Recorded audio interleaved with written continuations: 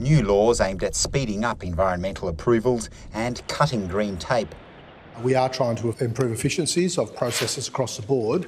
It would actually, I think, be of greatest benefit to proponents in industry in terms of timeliness.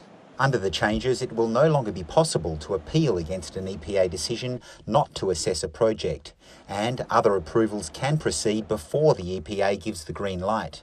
We're not acting on climate, we're not acting to look after nature, we're acting in the interests of big polluters.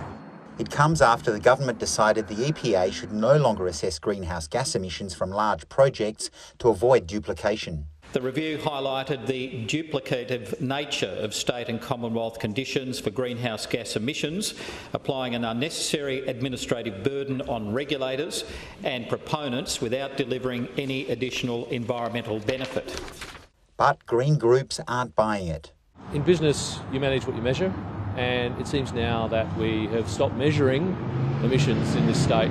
The only ones celebrating the move by the WA government to take away these emissions requirements are the gas industry and heavy polluters.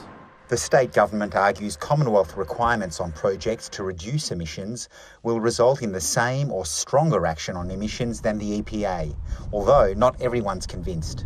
What we're going to see now is actually simply Woodside can just go and offset all its emissions and actually not do any real abatement. The Cook government is committed to working with all sectors of the Western Australian economy to achieve net zero greenhouse gas emissions by 2050.